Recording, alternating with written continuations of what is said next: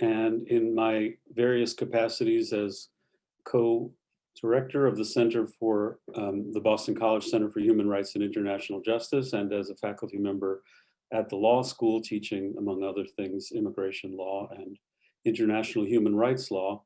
It's my great pleasure to welcome you to this presentation, which is part of our continuing series of lunchtime presentations. We used to provide the lunch, but unfortunately, you're going to have to bring your own these days. Today, we have a presentation by a new colleague who I'm thrilled to introduce to you in a moment.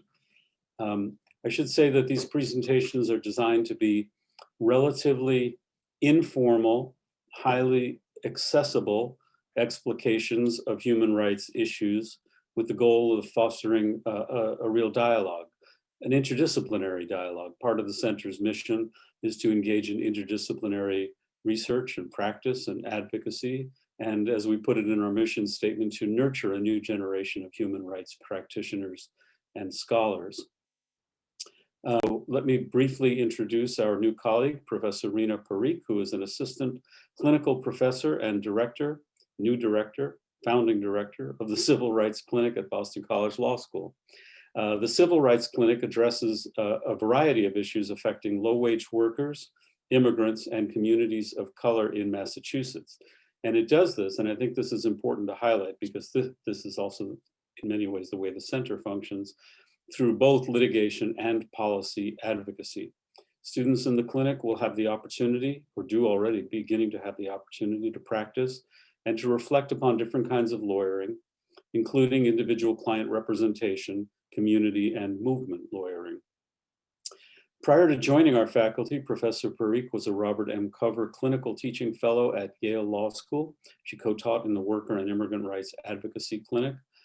She co-supervised matters involving civil rights, habeas corpus litigation in US district courts, and the representation of grassroots community organizations on legislative advocacy campaigns, together with one of our previous speakers in this series, Mike Wishney. Professor Parikh began her legal career as associate counsel in the Office of the Chief Counsel for US Citizenship and Immigration Services. She also completed a detail as a special assistant US attorney in the Eastern District of New York and clerk for the Honorable Margaret B. Seymour of the US District Court, District of South Carolina. She received a BA degree cum laude from this institution, where she was a Gabelli Presidential Scholar, and after that a JD from American University, Washington College of Law, where she graduated summa cum laude and was a public interest, public service scholar. So I am thrilled to have her as a colleague. I'm thrilled to introduce her to you and to welcome her to this part of our community. And with no further ado, Reena, I happily turn things over to you. Introduce you with a round of applause. Thank you so much for that introduction. And I'm just going to go ahead and share my screen.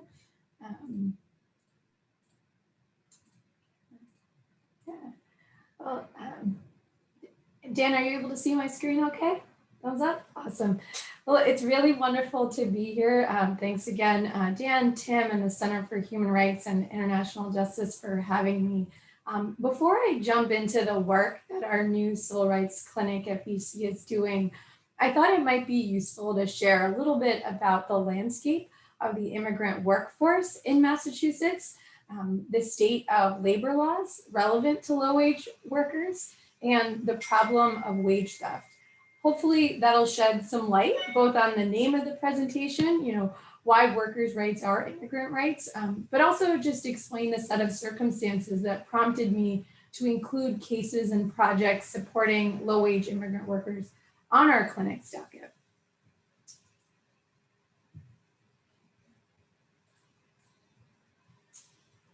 So immigrants comprise 17% of the Massachusetts population and 20% of the labor market. And while there are some higher paying industries like scientists in Massachusetts where immigrants comprise more than 50% of the workforce, there are numerous low-wage industries representing essential work that are disproportionately comprised of immigrant workers. Immigrant workers play an outsized role in taking care of families, households, and elderly in the state, representing 65% by some accounts of all domestic workers in Massachusetts. Immigrants also represent approximately 40% of hospitality workers, and this includes, among other categories, hotel, motel, food services, and restaurant workers. 40% of construction workers in the state are immigrants, and almost 50% of building and grounds cleaning and maintenance staff are immigrants. We don't often think of who is like performing the labor that makes campuses across the state, including ours, look so beautiful. But this is definitely something we should take note of next time we kind of are enjoying our like gorgeous campus. So while many folks might not realize this either, Massachusetts is home to 7,000 farms, which employ more than 13,000 farm workers and produce more than $475 million in agricultural goods each year. So some of our favorite foods are produced here in Massachusetts by farm workers, including cranberries, melons, potatoes, green beans, sweet corn. Massachusetts farmers raise cattle, pigs, poultry, dairy cows, and other livestock. And approximately 30% of farm workers in Massachusetts are immigrants. And as we'll see in a bit, this group has been systematically marginalized for centuries and continues to be so. Lastly, approximately 22% of immigrants in Massachusetts are undocumented, which will be relevant later in the presentation when we discuss the rights of undocumented workers and the limitations that the law imposes on those rights. So I want to take a few minutes now to share with you the state of labor laws, specifically for some of the low-wage industries that we just discussed, as it really helps set the framework for understanding the cases we're litigating in our clinic. It doesn't take long to see that the lack of protections for certain industries, particularly those occupied by Black Americans, stems directly from the US's history of slavery and systemic racism. For example, when federal lawmakers excluded farm workers from provisions that required the minimum wage and overtime beginning in the 1930s with the Fair Labor Standards Act, they excluded that group they excluded farm workers to further marginalize Black farm workers during the Jim Crow era. And today, unfortunately, Massachusetts law preserves this racist legacy because farm workers receive substandard minimum wages and are denied overtime pay. There are a handful of federal and state labor statutes you can see on the chart that govern the rights of workers. But today we're going to focus on three that particularly impact low-wage workers and that form the basis of a number of cases in our clinic. The Fair Labor Standards Act, which I'll call FLISA, is a federal law that sets federal minimum wage and contains overtime provisions. Contrary to what some might think, the law does protect undocumented workers as well, but it's likely only for work that's already been performed, meaning an undocumented worker can sue their employer for unpaid wages or minimum wage and overtime violations for work they've already performed. FLISA also contains an anti-retaliation provision, which means that you cannot be fired for asserting your rights under FLISA. The challenge, though, is that the remedy for a retaliatory firing is often reinstatement and back pay. Back pay refers to wages for the period of time that you would have been working and getting paid had you not been unlawfully fired. Unfortunately, after the Supreme Court's 2002 decision in Hoffman Plastic Compounds, the NLRB, where they held in a different context that undocumented workers are not entitled to reinstatement and back pay after an unlawful firing, it is also unlikely that these remedies be available under FLISA, which makes it a very risky proposition for undocumented workers to raise wage and hour violations to their employer or to take any action because of this sort of practical barrier to a remedy of reinstatement or back pay if they were fired. So as you can see under FLISA, farm workers, independent contractors, taxi drivers, and live-in domestic workers are all exempt from either minimum wage provisions or overtime provisions, which, as I mentioned earlier, is reflective of the racist legacy of these and other laws that were designed to exclude work performed primarily by women historically or Black workers. Even our very own Massachusetts Wage Act exempts agricultural workers from the minimum wage, providing them only with $8 an hour, in contrast with the $13.25 an hour that other workers are entitled to. And overtime is fully exempt for farm workers. And notably, hotel and motel workers, along with restaurant workers, are also not entitled to overtime under the Massachusetts Wage Act. And I understand that when the passage of that act occurred, there was a very strong lobby that created many exemptions. And again, these industries, hotel, motel workers, restaurant workers, are disproportionately comprised of immigrants, women, and workers of color. So in 2015, the Domestic Worker Bill of Rights was passed in Massachusetts, which provided domestic workers with additional rights on top of those already afforded to them under the Massachusetts Wage Act. And this statute really endeavored to pull this group of workers from under the shadows and make clear to their employers what their responsibilities were, and to impress upon them that they would be held accountable for violations of that. The bill has been successful in some respects, but like with FLISA and the Massachusetts Wage Act, enforcing it has been very challenging.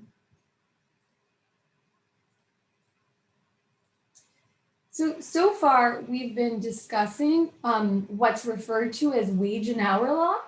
Wage theft is a term used to characterize all kinds of wage law violations by employers, including the failure to pay wages at all, which often happens to day laborers and construction workers, failure to pay minimum wage or overtime properly, unlawful deductions from paychecks, misclassifications as independent contractors, etc. Wage theft is a widespread problem nationwide, and Massachusetts is no exception. So nearly $700 million in wages are stolen from low-wage workers in Massachusetts each year. And so you can sort of understand the gravity of this and its impact on workers and even the economy in Massachusetts writ large. So what are some of the problems with enforcement? So currently, the system of enforcement, which involves government agencies like the Department of Labor at the federal level and the Massachusetts Attorney General at the state level, it also includes citizens being able to initiate lawsuits privately. But in any of those situations, the system puts the onus almost entirely on low-wage workers to file the complaint with the DOL or the Attorney General or litigate it themselves, which is time intensive, costly, and puts their job at risk. An alternative, which has been proposed by some, would be targeted enforcement by government agencies towards industries where there are frequent wage and hour violations. The other issue with enforcement is there's a real difficulty being able to collect judgments. In my prior clinic, we were able to secure a really great judgment from a lawsuit, but have spent the last few years trying to collect on that judgment. So employers can refuse to pay, and it's very difficult to actually enforce those judgments in courts or through different liens, or because employers often file for bankruptcy, they close up shop and open up under a new name and do all kinds of things to evade having to pay on a judgment. There is legislation actually pending right now in Massachusetts that would hold lead contractors liable for wage and hour violations of their subcontractors, and would also allow the Attorney General to issue a stop work order at a workplace if it's been determined that certain types of wage theft have occurred. So you can imagine how those provisions, if adopted, could really be a game changer in increasing enforcement.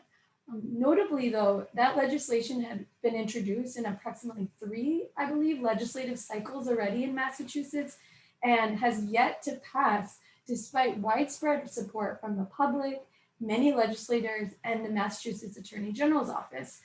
And the reason for this is that there's a strong lobbying effort against the bill, and that has sort of kept it from being passed. And I'm hoping that it will in this cycle. So now turning to our clinic and how we are working to address some of the issues we've just talked about. This past January, I launched a new civil rights clinic at BC Law that, as Dan said, uses a multi-pronged approach to addressing issues affecting immigrants, low-wage workers, and communities of color in Massachusetts. So each semester, I have 8 students in the clinic. Students in the clinic are student attorneys, and they lead all aspects of their cases under my supervision. Each student is assigned to work in teams on one litigation matter and one community advocacy project, and are exposed to different kinds of lawyering approaches.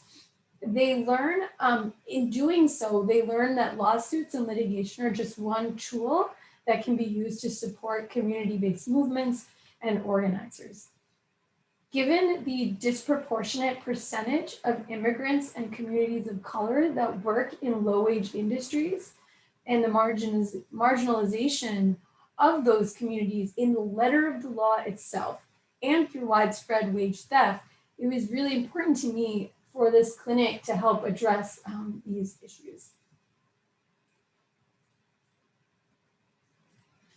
So on our litigation docket, we handle a variety of cases involving both immigrants' rights and racial justice, as well as workers' rights. So this semester, we are using a law called the Administrative Procedure Act to sue the Immigration Benefit Agency for visa delays for 2 clients.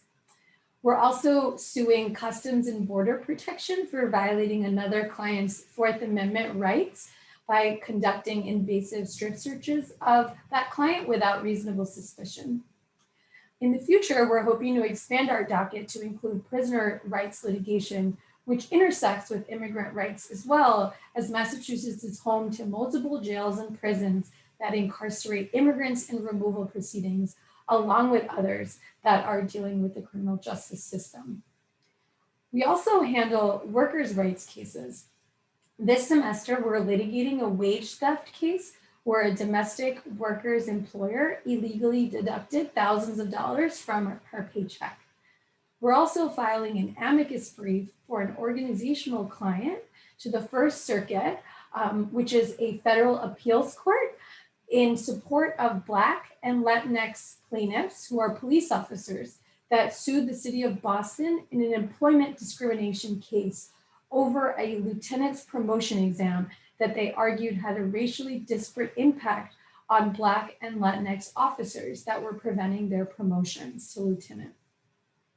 The reason there's a double arrow in between immigrant rights and racial justice and workers' rights is because the overlap is ever present in those spaces. So as we've discussed today, wage theft and discrimination disproportionately affects immigrants and other communities of color. So fighting against that is fighting for immigrants' rights and racial justice.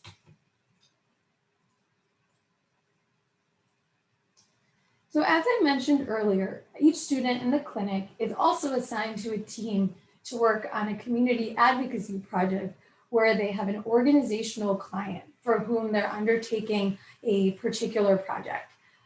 When I was designing the clinic and our docket, I met with many grassroots and membership-based organizations in this state that were immigrant-led, and I discovered that Massachusetts has a thriving group of worker centers throughout the state that organize low-wage workers, mostly immigrants, in industries like domestic work, restaurant work, construction, and they train their members on their rights and help them enforce those rights by mediating on their behalf. Even though those organizations don't have legal staff, they are essentially, engaging in lay lawyering and have democratized the law and, are advocating on behalf of their members.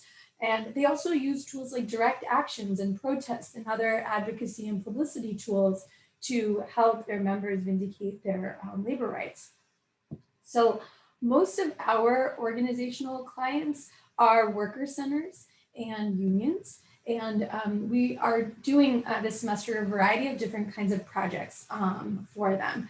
I'm not going to disclose the organization's names due to confidentiality, since I haven't asked them for authorization to disclose their names for the purposes of this presentation. However, I can share that we are working with one organization to draft a white paper that's going to be used in lobbying efforts to support legislation in the State House that's going to be helping low-wage workers. We're for another organizational client, we're conducting a study and drafting a report to evaluate the impact of a particular state law that affects a group of low-wage workers.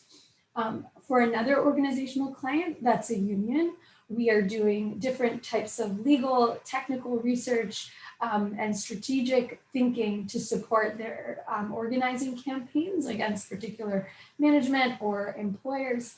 And lastly, we're helping another organizational client using tools such as limited representation to help their clients assert their rights without having to go to court.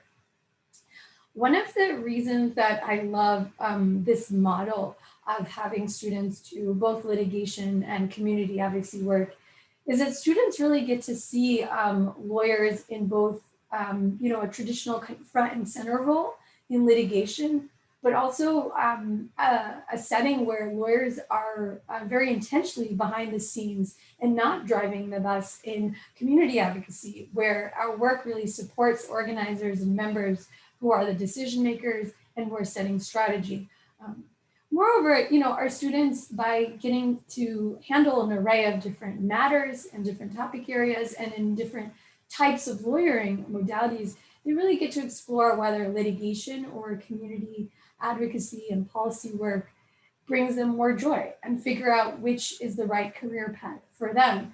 And one thing I often share with my students is that, your career trajectories can be dynamic. It's not that, you're limited to litigation if that's, your first job out of law school, but rather that having a comfort with all of these various advocacy tools will allow you to have a dynamic career and do a lot of these different things if that's what brings you joy. So with that, I wanted to leave a little more time for questions, but yeah, thanks for joining us today, and I'm happy to open the floor for questions. Thank you so much, Rena. I'm sure I echo the feelings of many when I heartily welcome you and say that what you're developing here is a really important complement to a lot of other things that are going on at the law school, and I hope at the university. I want to try to put a little pressure on people to put questions in the Q&A function. I see one. Let me use the moderator's privilege to ask you one, though. And this goes to the basic thrust of much of what we've been thinking about in the center over the years has involved maybe three components that I'd like to ask you to reflect on. The first is adopting a transnational perspective, particularly in issues regarding migration. And my colleague Brenton Likes, who is here, although I don't know if she can speak because of the way she logged in, but has done a lot of work in Guatemala, and we've done a lot of work with remittances and looking at how many non-citizen workers, you refer to them as immigrants. Some of them are immigrants, some of them are workers who are trapped in this country by the deportation system. Many have families abroad. Billions of dollars of remittances are flowing back and forth. So I wonder if you could reflect on that as a component of the work. And that relates to, actually, I'll limit it to two questions. That relates to a second question, which has to do with this sort of evolving, or I might call it a dialogical relationship between international human rights norms and domestic, particularly state and more generally federal norms. So, there's an International Labor Organization, there is a Migrant Workers Convention that has some teeth. There there are human rights principles. We've been involved in some of our other clinical initiatives with the Inter-American Court and the Inter-American Commission. I just wonder if you have begun to think about that at all, or if that's part of the evolution of what you're planning to do. Yeah, thanks for that question, Dan. Absolutely. And in fact, I had mentioned that one of our projects involves students conducting a study about the effectiveness of, different wage laws. And in doing that research, students reviewed studies from different countries that are really focused on rights of certain groups of workers, like domestic workers, for example. And we talked a little earlier in our presentation about the Domestic Worker Bill of Rights. And in fact, similar things like that have been addressed and passed in different states. And the situation that domestic workers find themselves in has also been studied at length in other countries. So my students heavily relied on studies that were actually done in Brazil that really informed their research in this space. And I think one thing that our organizational clients have shared with us is that they regularly convene with their international counterparts to get ideas on what has worked in terms of legislative reform, how they've gotten the community to get buy-in, how they've persuaded the public. And so, it was really exciting for me to learn about how there really is this sort of international labor movement, and even beyond the sort of larger organizations, smaller worker centers connect with industry-specific organizations in other countries that are really, having parallel movements in some cases, and talk about, some similarities, differences, and support one another. And so I think similarly, as students that are in this space, it's really important for all of our teams to kind of look beyond our borders to see what's been done and learn lessons from those best practices. Great. We've had presentations about that, and as I'm sure you know, our colleague Katie Young does a lot of work in that regard as well, as do I. So now we do have a few questions. I'm just going to take them in the order that they appeared. The first is somewhat more personal, but I think will be of great interest to others.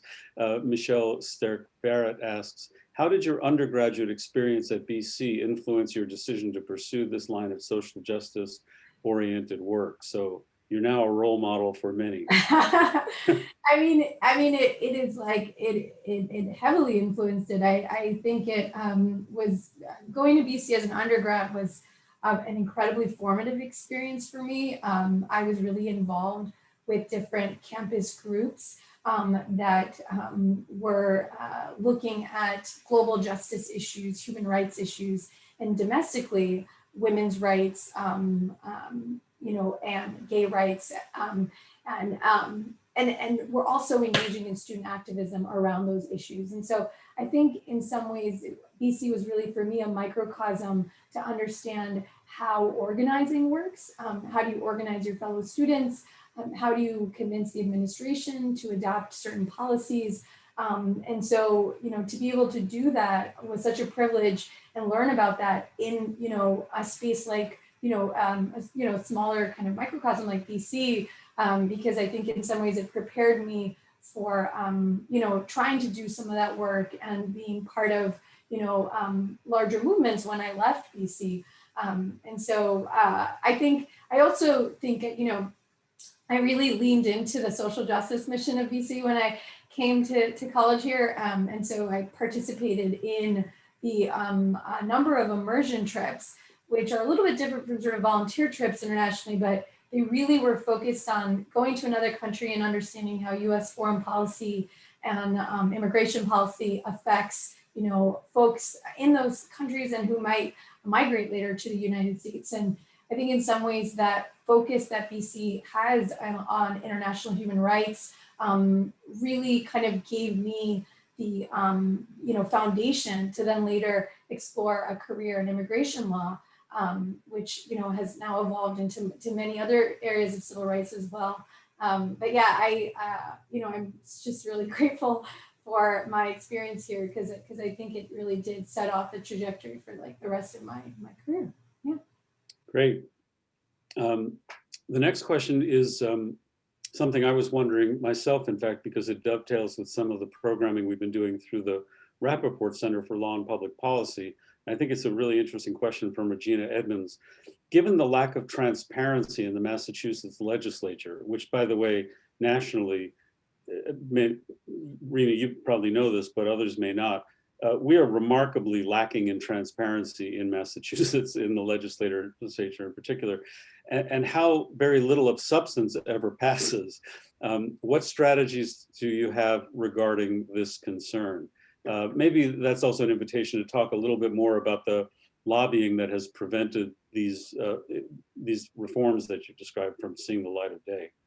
Yeah, I think there are definitely systemic issues having to do with the power of different roles in the legislature and the power of the speaker and things like that. But there's also, and those things are difficult but important to tackle. But what our students and our organizational clients kind of tend to focus on are really power mapping and trying to power map differently than might have been done in the past legislative cycle. And that includes like everything from sort of selecting who the sponsors are going to be, who the co-sponsors are going to be, really thoughtfully to try to get supporters and the face of a bill to be from different regions of the state, as opposed to sort of like the typical actors or maybe from more progressive sort of cities, and to the coalition that you build around the campaign. And so I think, one thing that most of our organizational clients kind of have accepted is that it may take a few cycles for their bill to pass, but notably the Domestic Worker Bill of Rights passed in one cycle. And so a lot of what our students have been doing is trying to figure out, why was that so successful? And what sort of pressure was brought to bear? What did the coalition look like? Who were the allies both inside, the state house, but outside? And how did those allies outside, exert particular kinds of pressure on those lawmakers? And, so it's certainly, power mapping is just a concept to sort of talk about how to exert influence based on figuring out what the different levers of influence could be. But it's really a very creative endeavor. It's not it's really an art rather than a science where you try to think, you could sort of just determine who targets are, folks who voted that you think are winnable, and as opposed to ones that are definitely, not going to be able to kind of come around, and then figuring out, what are their community ties, relations, and,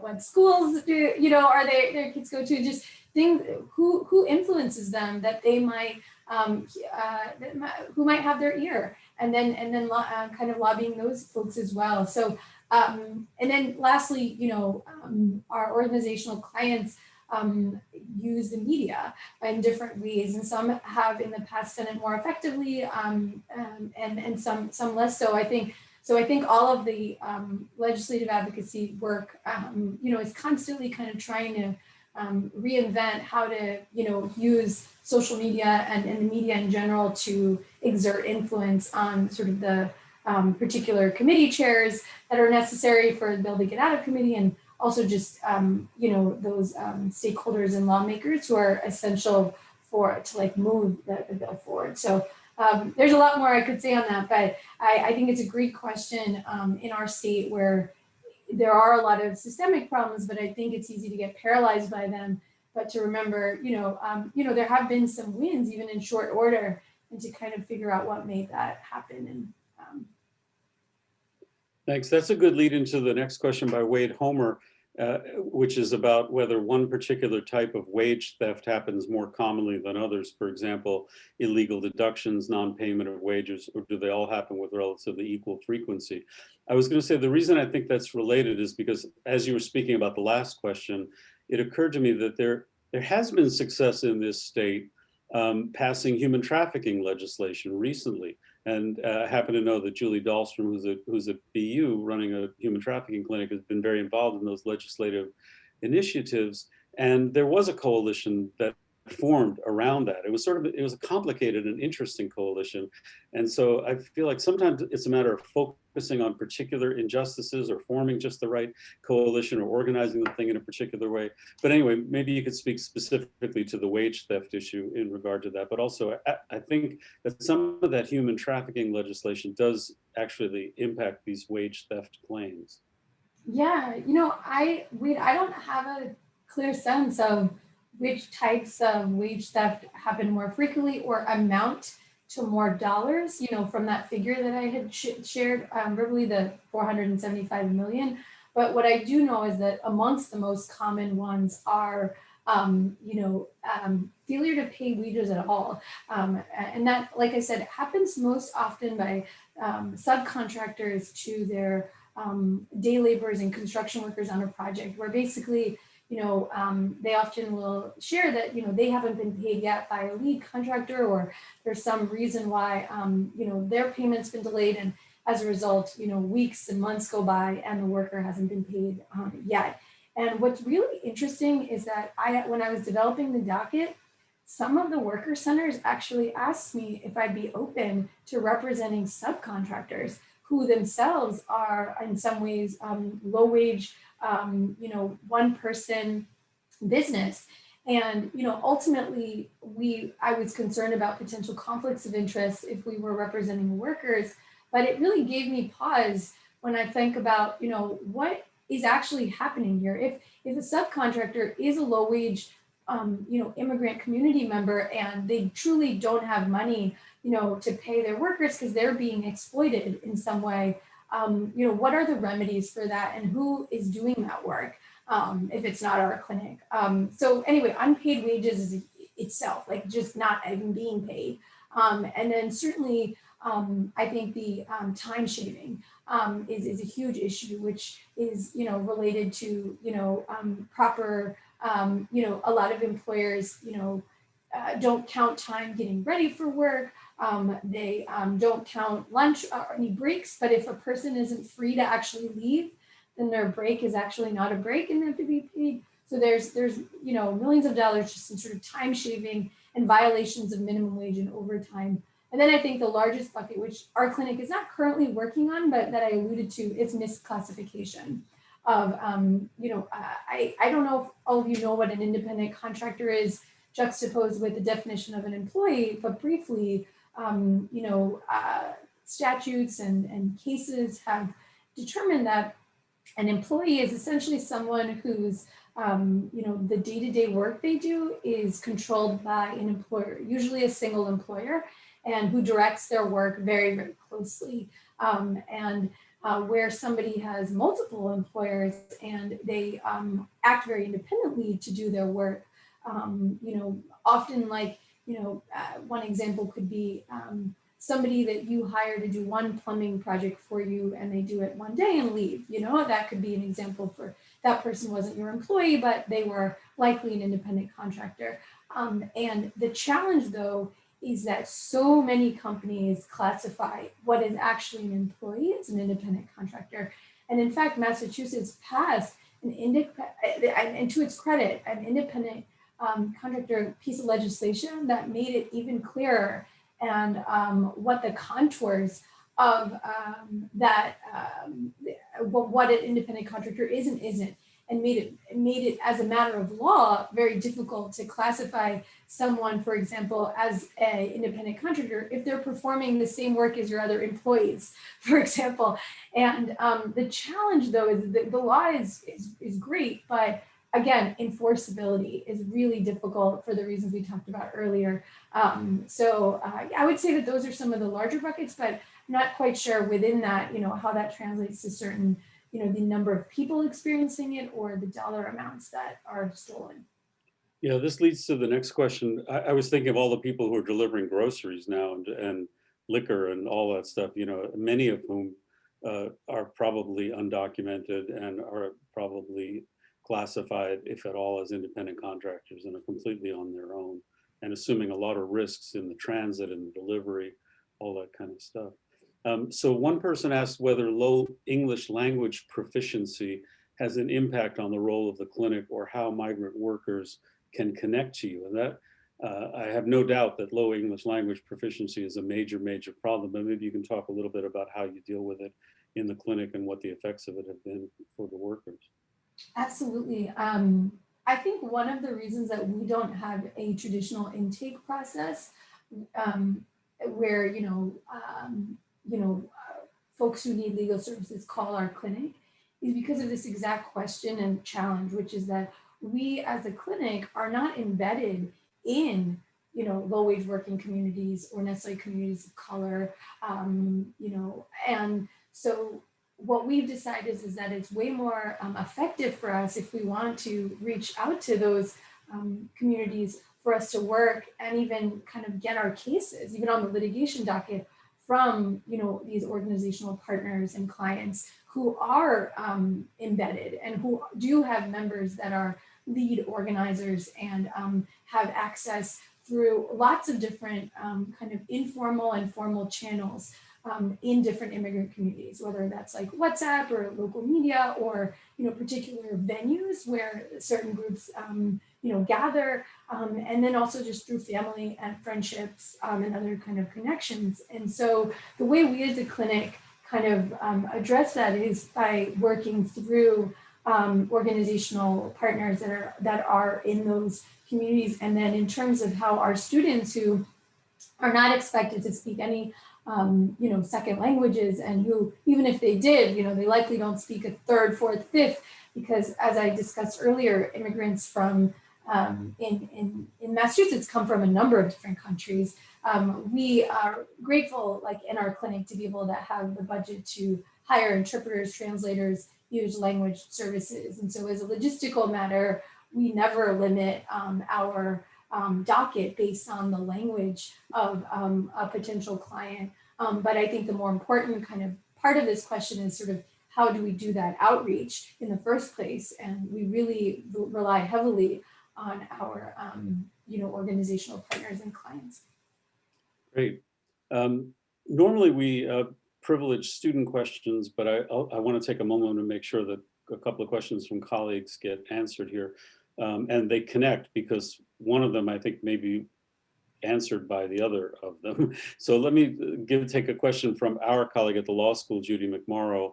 And then I have two questions from Brinton Lykes, who's, as I said, the co-director of the Center for Human Rights and a professor at the Lynch School. I think Brinton may know the answer to Judy's question. So Brinton, if you can hear me, you might want to write an answer to that in the chat function. But Judy's question was, the Civil Rights Clinic and its integration into community organizing suggests that the university would benefit from an interdisciplinary course that focuses on community advocacy. Is there any such course available? Can we work to create one? I'm personally fairly confident that there are such courses at the School of Social Work, but I'm not personally involved in any of them. I don't know if you know or if Brenton knows the answer to that, but it's certainly something we could think about going forward. Rita, do you happen to know anything about that? One thing that I do know is that some of our teams, and I should have mentioned this, and I'm really glad Judy highlighted, is that some of our teams of students on our organizational docket include social work students because the skill sets that they bring are really, really valuable, both in designing surveys, in engaging with community members, and just the perspective that they have. And they are relying on their professors to really, as consultants, which are, our retainer agreements with clients include that we're authorized to consult with different experts about, different projects. And so I do know I guess it's kind of along the lines of Dan is mentioning that our School of Social Work just does extraordinary thinking and work around outreach and to different communities and kind of how to partner effectively with community organizations and do some of the very heavy lift of, connecting studies in communities that, BC is not like a part of, we're not like situated in, and they're helping us in our clinic and are part of our teams. But I don't know about curriculum, like I don't know particular classes, but I will say that they're, that they have created a space in that school that gives attention to this topic. Great. I'm not sure who can see what anymore, but Professor Likes did respond that there are community research and community advocacy courses in the School of Social Work and the Lynch School, but so far as she knows, and this is also so far as I know, none are expressly interdisciplinary in the way that Professor McMorrow was asking. So I do have two rather substantive questions from Professor Likes, which I think are different, but can be combined. Rena, if you can bear with me, they're a little long, so and a little broad. But she said, I wonder if you can talk a bit more about whether or not, and if so, how migrants in the United States, which includes those with or without legal status, can form businesses within their countries of origin and work legally in the USA, for example, as domestic workers. What are the limits, constraints, and possibilities for workers transnationally? My guess is that's a very complicated legal question, but I'm going to be happy to have you try to answer it. The second question, which is related to this, although different, is that she's wondering, as more countries focus on mobilizing immigrants in the diaspora, that is the people who are here, are in the Mexican diaspora, for example, to engage in voting and engagement in their countries of origin, whether or not you see residents in the migrants' countries of origin as resources to mobilize in advocacy in the USA. So that connects to my question earlier, I think, about transnational organizing and thinking about these things. Yeah. To the first question, you know, it might be helpful to just sort of think about the ways in which someone in the United States can be authorized to work in the United States, and in the first place, if they are, you know, not a citizen. So there are a lot of different immigration statuses, and some of them allow someone to sort of quote unquote lawfully work, and others don't. And typically, if you are entering the United States, there you can, you know, enter and then lawfully work through sort of a handful of different ways. Some are related to family members that you have in the United States. Some are related to employers. In fact, a lot of farm workers in the United States are actually seasonal workers on a particular type of visa. So there's family-based, employment-based, there's humanitarian visas like asylum and a number of other sorts of types.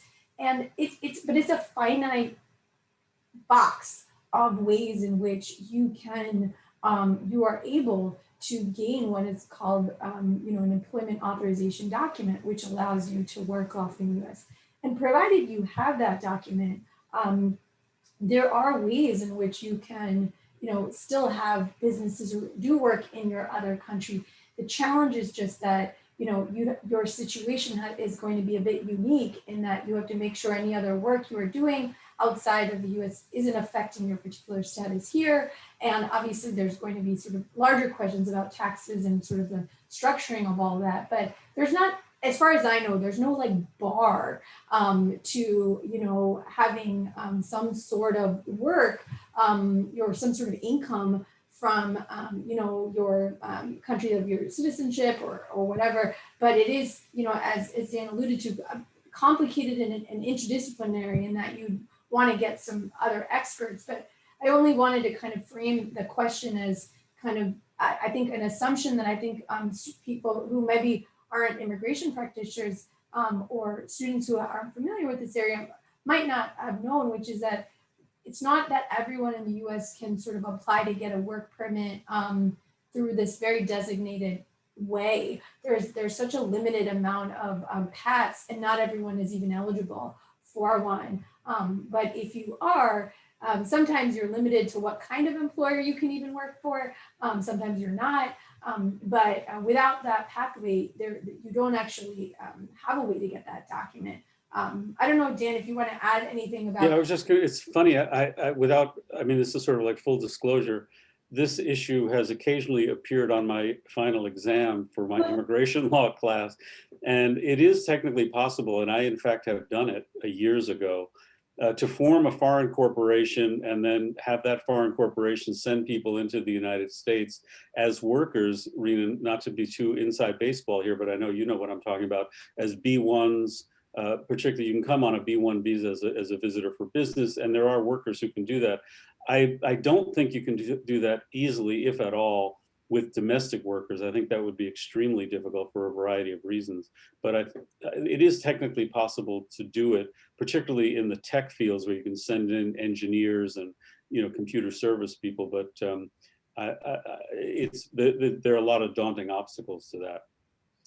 What about the second thing about voting in the diaspora and sort of transnational organizing? Yeah, it's a great question that I actually haven't spent a ton of time thinking about it, but something that this conversation is making me think more about. I do think that our clients who are part of a diasporic community are very, they continue to be invested in the news and what's going on in their home country. So that we can say from our experience. I think the challenge is that most of our clients, they work multiple jobs. So in terms of, they have very limited time for organizing amongst themselves and their community members. And so ultimately what they choose to prioritize is what affects their immediate interests, which tend to be more domestic focused. But we haven't really looked explicitly at how any of our advocacy could be bolstered by those members of the community in those kind of home countries. So yeah, I mean, it's a great question that I don't have a ton of insight in, except to sort of say that almost all of our clients are still engaged in some way or another with both family at home, through obviously sending remittances, but also really engaged in the policies and care about what's going on in those countries affecting their families, and vice versa. Like their relatives and stuff do have their finger on the pulse of what's kind of going on domestically in the U.S. for that particular industry that their relative or friend is working in. But I haven't taken it further than that. I don't know, Dan, if you have anything to add to that. No, but this is terrific. I mean, we should talk more about this for the rest of our lives, because this is a major theme of a lot of the programming through the center. So I hope that you and Brenton can connect over the next years, and talk more about this. It's a huge subject, and I'm glad that this event served to put it a little more in the forefront of your consciousness. We have time for maybe one or two more. I see there was one from a while ago from Rachel McKinnon in the chat. Have you done any work on the legal aspects of restrictions on workers' rights to representation/participation in government? For example, teachers are not allowed to serve on school committees if they both live and work in the district. That's a pretty technical question, but I don't know if you have any experience with it. I don't have experience with it, but I am interested in sort of different types of restrictions. I remember as a government employee, I was subject to a lot of restrictions on what I was able to do by virtue of my work.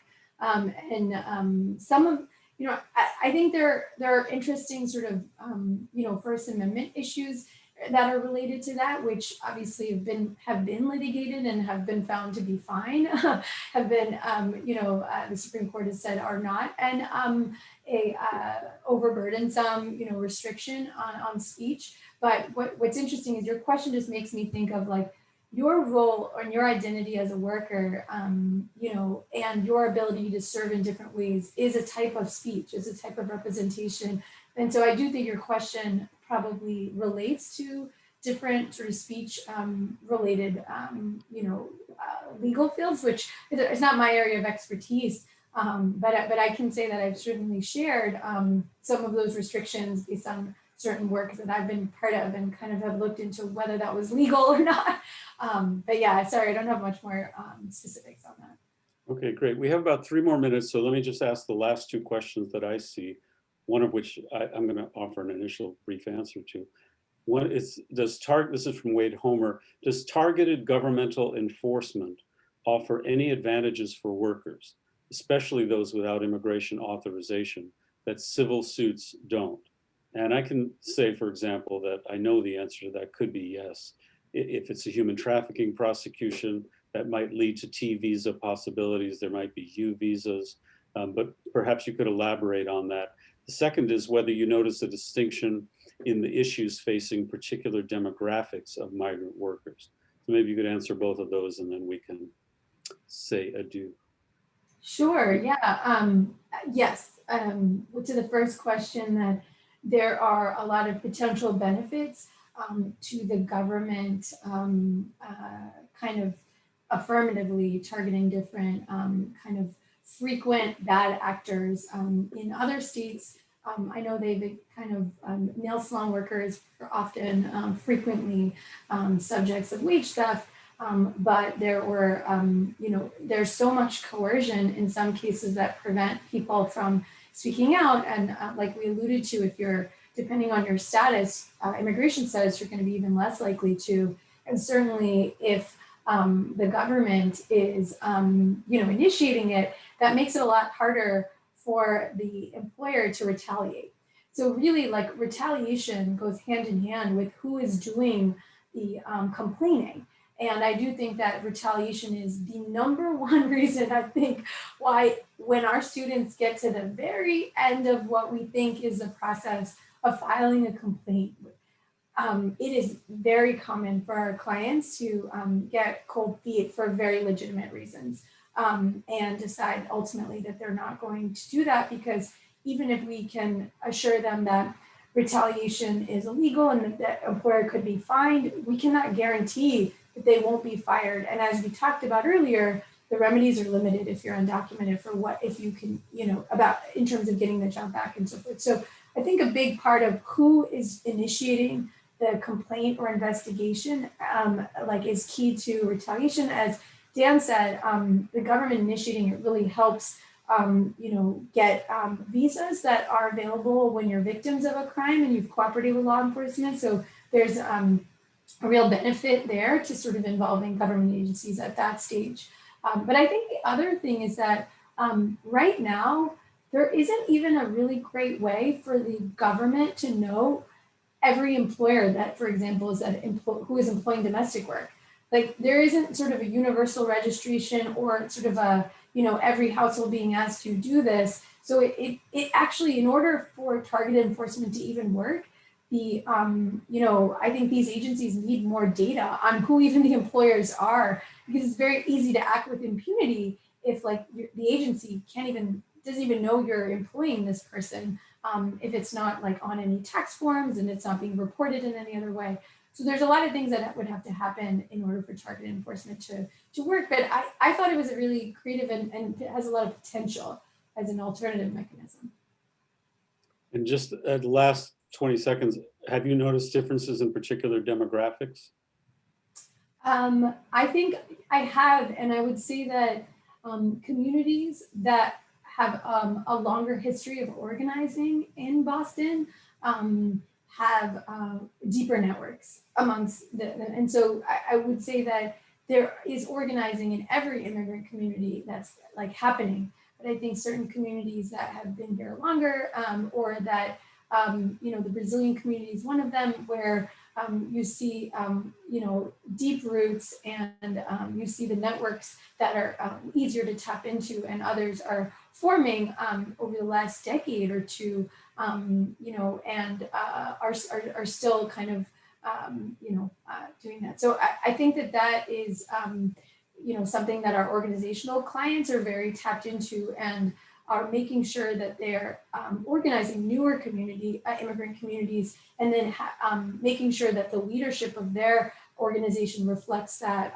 so that they can then, like, further develop those networks, and which ultimately results in better outreach to those groups. So we've seen some differences.